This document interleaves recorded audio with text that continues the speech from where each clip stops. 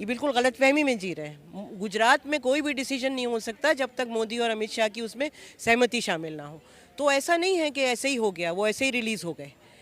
जो कुछ भी हो रहा है बिल्कुल एक सोची समझी साजिश की तरफ हो रहा है और इसी तरह सम्मान करते हैं वो महिलाओं का। तो लोग कह रहे हैं मोदी जी से अपील करो, मेरी समझ में नहीं आता मोदी से क्या अपील करेंगे। मोदी जी को नहीं मालूम उनके प्रदेश में क्या हो रहा है, उनकी मर्जी के बगैर हो गया। हमें बेवकूफ़ समझते हैं वो, क्या समझते हैं। कितने गैंगरेप हो चुके, कितने मुसलमानों को के लिंचिंग हो चुकी, हम क्या मान लें कि उनकी मर्जी के बगैर हो रहा है ये। और अगर उनकी मर्जी के बगैर हो रहा है तो वो इस्तीफ़ा दे दें। अगर उनसे देश नहीं चलाया जा रहा तो मालाएं पहनाई जा रही हैं, उसके बाद उनको मिठाइयाँ खिलाई जा रही हैं। ये तो हमने 2014 से पहले नहीं देखा था। कठुआ में भी यही हुआ था और वो भी बीजेपी के लोग थे जो मालाएं पहना रहे थे। हाथरस में भी मालाएं पहना रहे थे, बीजेपी के ही लोग थे। सरकार इस देश में अराजकता फैलाना चाहती है, वो महिला विरोधी है, वो दलित विरोधी है, वो अल्पसंख्यक विरोधी है और वो सिर्फ और सिर्फ नफरत के बल पे इस देश की राजनीति को चलाना चाहती है। देखिए, प्रेसिडेंट जो बनी हमारी, उनका बाकायदा शुद्धिकरण कराया गया। इससे बड़ी बेइज्जती कुछ नहीं हो सकती। अगर मैं उनकी जगह होती तो प्रेसिडेंट की पोस्ट को लात मार के निकल गई होती।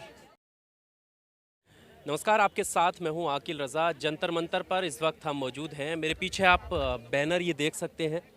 बिल्किस बानो, जिनके 11 दोषियों को 15 अगस्त के दिन रिहा कर दिया गया और उनकी रिहाई के विरोध को लेकर आज यहाँ पर सॉलिडारिटी में विरोध प्रदर्शन हो रहा है। हमारे साथ शबनम हाशमी जी हैं, इनसे हम बात करते हैं। मैम, इस पूरे मामले को किस तरह से देखती हैं कि 11 रेपिस्ट 15 अगस्त को, उस वक्त जब प्रधानमंत्री लाल किले की प्राचीर से कहते हैं कि महिलाओं का सम्मान होना चाहिए, 11 दोषियों को रिहा कर दिया जाता है?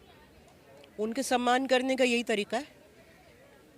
देखिए, जो लोग ये सोच रहे हैं कि गुजरात में डिसीजन मोदी और अमित शाह के बगैर होता है, वो गलतफहमी में जी रहे हैं। ये बिल्कुल गलतफहमी में जी रहे हैं। गुजरात में कोई भी डिसीजन नहीं हो सकता जब तक मोदी और अमित शाह की उसमें सहमति शामिल ना हो।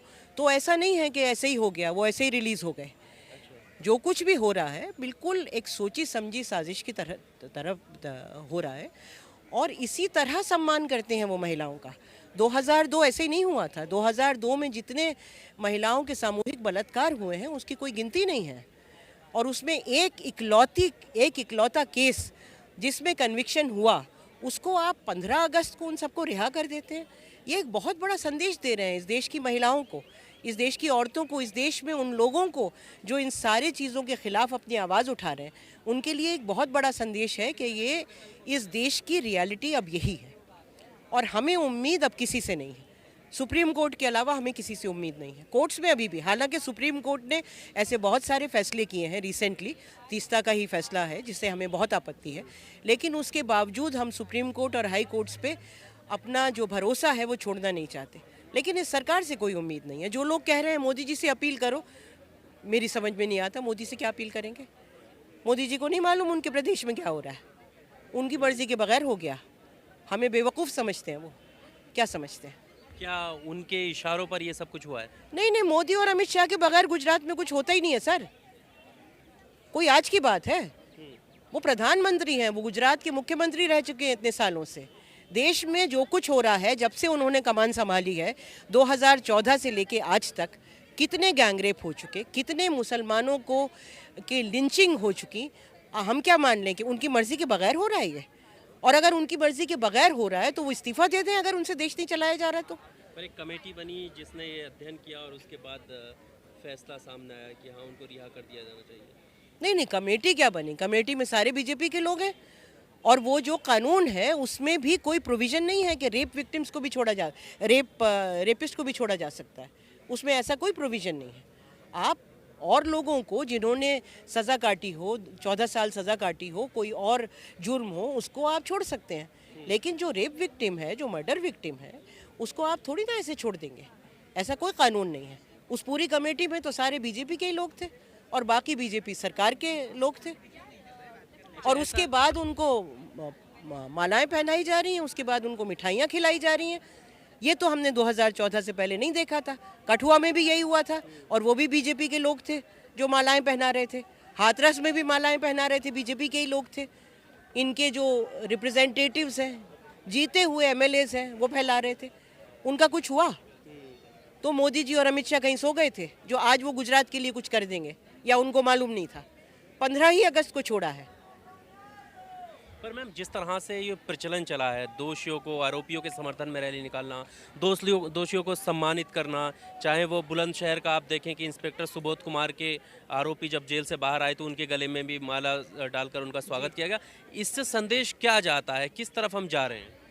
इससे साफ संदेश जा रहा है कि जो इस वक्त देश में सरकार बैठी है वो इस देश में अराजकता फैलाना चाहती है, वो महिला विरोधी है, वो दलित विरोधी है, वो अल्पसंख्यक विरोधी है, और वो सिर्फ और सिर्फ नफरत के बल पे इस देश की राजनीति को चलाना चाहती है।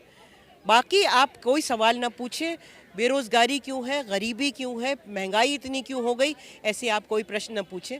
आप ये नहीं पूछें कि इस देश में इतने सारे लाखों लोग जो हैं गरीबी रेखा के नीचे क्यों चले गए जब से आप सत्ता में आए हैं, कोविड में क्या हुआ, कोई सवाल ना पूछें। सिर्फ आप नफ़रत की राजनीति करते रहें और आप चुप होके अगर आप बोलने की कोशिश करें तो या तो आपको तीस्ता की तरह जेल में डाल दिया जाए, या आपके ऊपर हिमांशु कुमार की तरह केस लगा दिए जाएं, और या फिर जैसे और बहुत सारे एक्टिविस्ट, ह्यूमन राइट एक्टिविस्ट जेलों में हैं, वो जेल में बंद रहें, या गोली से उड़ा दिया जाए गौरी लंकेश की तरह। ये हो रहा है इस देश में। क्या जिस तरह से बिल्किस बानो का केस है, इस पूरे मामले को लेकर बहुत सारे लोगों के ये सवाल हैं कि वो मुस्लिम है, उसको मुस्लिम के चश्मे से देखा जा रहा है, इस वजह से उसके दोषियों को छोड़ दिया गया। और इसकी जगह पर अगर कोई और महिला होती तो क्या आप मानती हैं कि उसके साथ भी ऐसा ही होता? मुस्लिम भी है, दलित महिला होती तब भी यही होता। ये मामला सिर्फ मुस्लिम का नहीं है, मुस्लिम महिला है इसलिए तो ये है ही, क्योंकि आपको मुसलमानों का नाम इस्तेमाल करके ज़्यादा हर वक्त नफ़रत जो है वो बिखेरनी है पूरे समाज में। लेकिन दलित महिलाओं के साथ भी हो रहा है। हाथरस में क्या हुआ? सिर्फ अगर कोई अपर कास्ट महिला के साथ ऐसा होता है तो शायद रवैया अलग हो, लेकिन मेरा ये मानना है कि महिलाओं के प्रति इनका ऐसा ही रुख है, पूरा महिलाओं के प्रति। निर्भया कांड जब हुआ तब इनकी सरकार नहीं थी, इनकी सरकार होती तो उन दोषियों का क्या होता वो हमें नहीं पता। स्मृति ईरानी महिलाओं के सम्मान को लेकर भी सड़कों पर उतरती थी और बात करती थी, क्या इस पूरे मामले को लेकर उन्हें नहीं उतरना चाहिए? उसके लिए क्या कहना चाहिए? नहीं, स्मृति ईरानी किसके मुद्दे पे उतरती हैं? स्मृति ईरानी उतरती हैं जब उनकी राजनीतिक पार्टी का कोई मुद्दा होता है, तब उतरती हैं वो। जब उनको पार्टी कहती है उतर जाओ तब उतरती है। मैंने तो उनको खुद से उतरते कभी देखा नहीं। उन्होंने तो 2002 में हंगामा किया था, उसके बाद चुप होकर बैठ गई, उसके बाद मंत्री बन गई तो चुप हो गई शायद। तो स्मृति ईरानी के बारे में मुझे कुछ नहीं कहना। पर मैम, जैसे अभी प्रेसिडेंट जो है वो भी एक महिला है, और उनके सम्मान को लेकर, क्योंकि हमारे देश में महिलाओं का सबका सम्मान होना चाहिए, चाहे वो राष्ट्रपति पद पर हो या एक आम नागरिक हो, जब उनके लिए वो सदन में खड़े होकर के चीख चीख कर बोलती हैं, तो फिर क्या उन्हें बानो के साथ जो कुछ हुआ वो नज़रअंदाज कर देना चाहिए? देखिए, प्रेसिडेंट जो बनी हमारी, उनका बाकायदा शुद्धिकरण कराया गया है, इससे बड़ी बेइज्जती कुछ नहीं हो सकती। अगर मैं उनकी जगह होती तो प्रेसिडेंट की पोस्ट को लात मार के निकल गई होती। एक ट्राइबल महिला है इसलिए उसका शुद्धिकरण करोगे प्रेसिडेंट हाउस में बिठाने के लिए।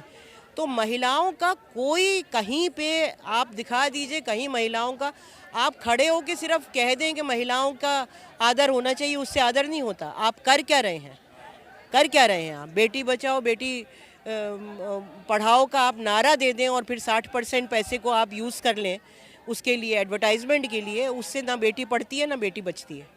तो नारे लगाना अलग बात है, और महिलाओं का आदर करना या उनको उनकी समाज में जगह देना वो बिल्कुल अलग बात है। आज जिस तरह का प्रोटेस्ट है उसको लेकर आपका क्या कहना है? आज पूरे देश में प्रोटेस्ट हो रहा है, ऐसा नहीं कि यहाँ पे प्रोटेस्ट है। आज के लिए नेशनल कॉल है, सुबह से 20-25 जगह ऑलरेडी प्रोटेस्ट हो चुका है। सब देश में सब लोग जो हैं बहुत नाराज़ हैं, ख़ासतौर से महिला संगठन, और ये डिमांड कर रहे हैं कि फ़ौरन जो दोषी हैं उनको दोबारा से गिरफ्तार किया जाए। शुक्रिया हमारे साथ बात करने के लिए। तो शबनम हाशमी हैं, और पीछे आप देख सकते हैं, इस तरफ आप देखें, तमाम जो महिला हैं वो यहाँ पर आई हुई हैं, और बिल्किस बानो को इंसाफ दिलाने के लिए और उन दोषियों को जो रिहा किया गया है उनको वापस जेल में डालने की मांग की जा रही है। और आप देख सकते हैं ये तस्वीरें जंतर मंतर की हैं, और ऐसे ही देश भर के अलग अलग जगहों पर जो है बिल्किस बानो को लेकर विरोध प्रदर्शन किया जा रहा है। हम जंतर मंतर पे हैं, और जंतर मंतर पर तमाम महिलाएं जो हैं बिल्किस बानो को इंसाफ दिलाने के लिए सड़क पर आई हुई हैं। इम्तियाज़ के साथ आकिल रज़ा की रिपोर्ट, दिल्ली।